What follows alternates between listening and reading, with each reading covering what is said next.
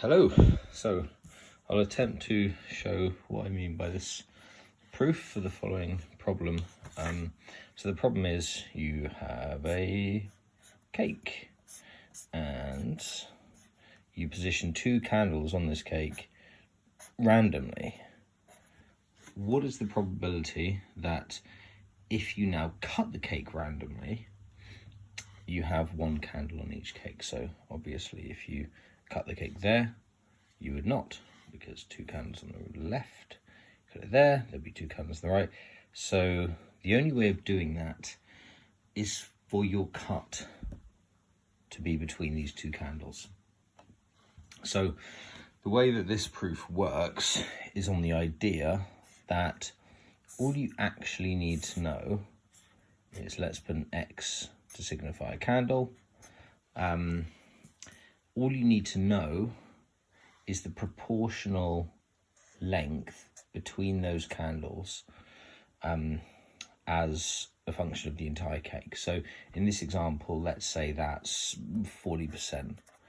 So let's say the cake is 10 centimeters long and this is 4 centimeters. So this is 40% of the whole.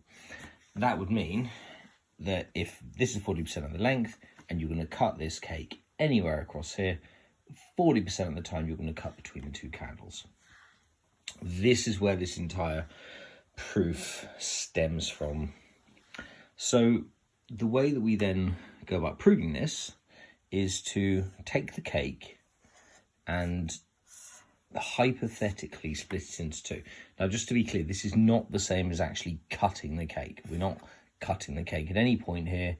We're just focusing. All we're doing is focusing on working out the average distance between two candles if you place them randomly across that cake.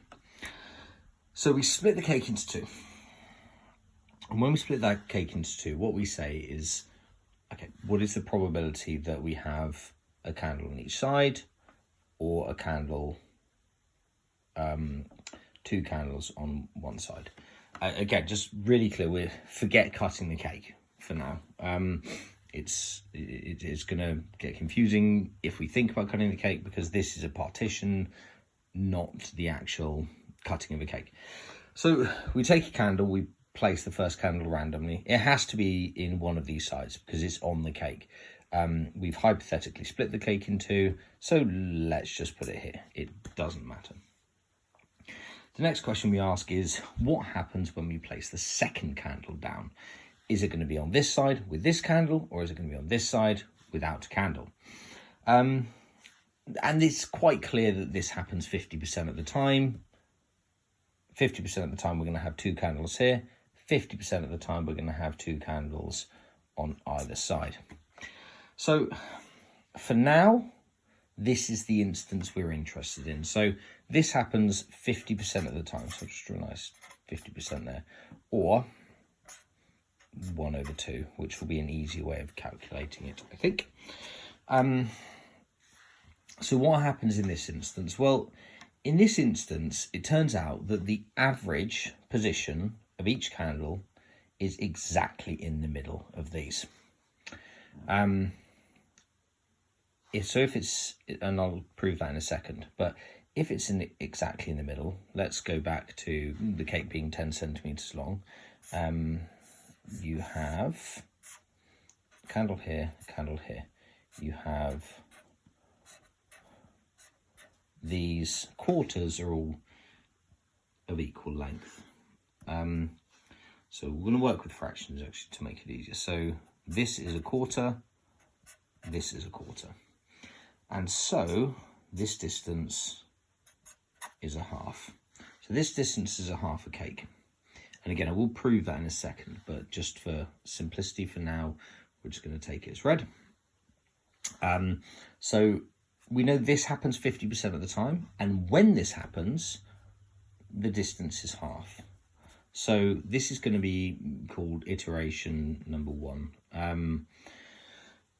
So let's just call it I1 equals half, because it happens half the time, and half the time they're on the same side, remember? So this is only dealing with the half of the time they're on different sides. So it's half times by the distance, the average distance, which is also a half.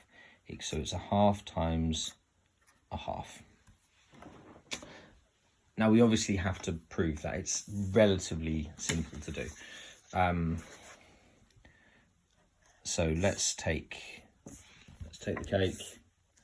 It's here, it's split up. Wherever the one on this side, let's say it's here for now. Let's take the instance where it's exactly in one position. So let's put it there. We know that the other candle is on this side, but we don't know where. It has an exactly equal probability of being anywhere across this cake, this side. So it could be anywhere along here. But because all of these are of equal probability, it's very clear that when the candle is there, the exact average distance will be in the middle. They're all of equal probability. Now, we can then do that the other side and say, well, when this, and this happens wherever this is. So if this was here, the average position that this one would be in would still be in the middle. And we can do this the other way and say, okay, well, the average position wherever this is also in the middle. So therefore, the average position in total will always be exactly in the middle. It's probably an overly complicated way of doing it, but I think it's quite important to show some rigor in proving that, because not all relationships are linear, but this one is. So going back to this is how we know that this answer is a half. But this only happens half the time. So what happens when we move? What happens the rest of the time? What happens when this candle is on this side? Well, we know that this will be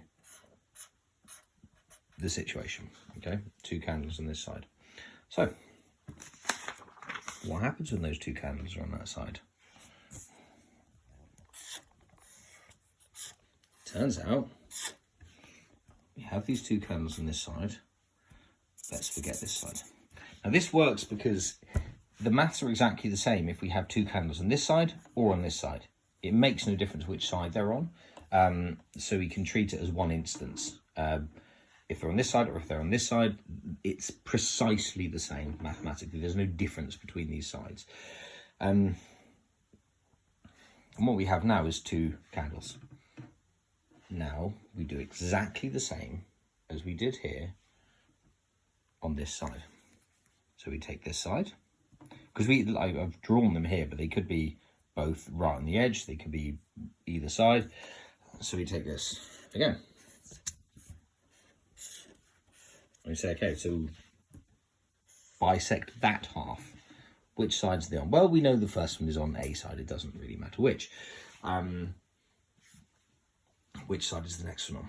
Well, 50% of the time it's on the other side, 50% of the time it's on the same side. So let's take the time where it's on the other side. Now, we already know that this instance happens half the time, and this instance happens, for the same logic as previously, half the time that this happens. So this happens half times a half. And the distance between these, as we know from the previous logic, if we quarter this up again, this is a half. But this isn't half of a whole cake, this is half a cake. So the distance there is a half times a half. So we have the probability, so let's call that P. I'll ideally have the P over this side, but I've got no space. So, but also half times a half is the length, the distance between these two candles. So we then have, or we can call it a quarter times a quarter, and a quarter times a quarter. So this is iteration 2. We can easily see that iteration 2 equals a quarter times a quarter. Now, if you do that again, we essentially half everything again.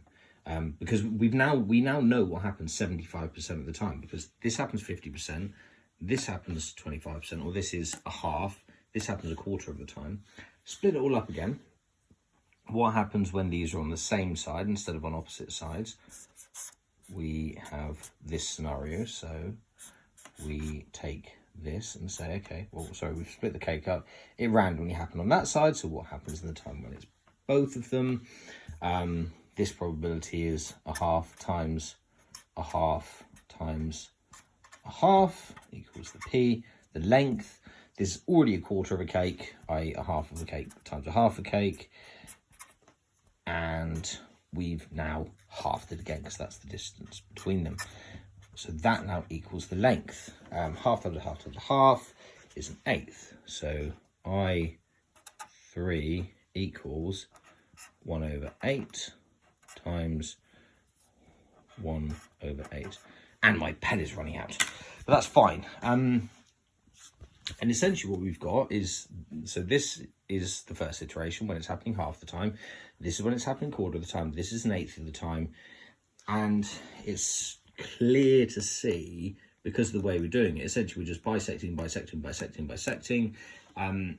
As the sum of all of these terms tends to, or as our iterations tend to infinity, as our bisections, the number of bisections we've used tends to infinity, the total addition of all of those probabilities tends to our answer. Because, so we've got half times a half is the first one, quarter times a quarter, 1/8 times 1/8, so all the way down to I as x tends to infinity. And that, all this, equals a third. Now that's a bit of a leap. Obviously it's difficult, you can't really just see that from what's going on there. It's not obvious that that all equals a third. But rather than going through a proof of that, I think the easiest way to see that is actually just to do it on an Excel sheet. So just plug it into an Excel sheet. Just say, you know, you can just, it's very easy to have those columns, isn't it? Just here, I know, just an Excel sheet here.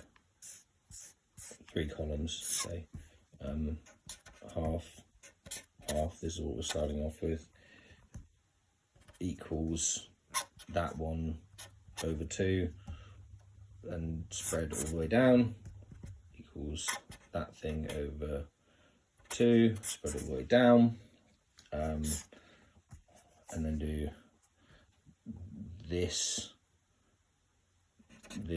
one, or sorry, A times B equals C, and the C column is the total, and just do a sum of all of the above. And that will give you the answer of 0.3 recurring. No, so the longer you go, the better your answer will be. But yeah, that's essentially the proof. The only bit that really isn't proven there is that this does actually become a third. You'll see it happening. You'll see that no matter how far you go, it's 0.3 recurring, but it's not quite a proof. But I think that's fine, and we can deal with that. But that's, you know, that's essentially the method. It's a completely different method to the one they used. Hopefully that'll make sense. Bye.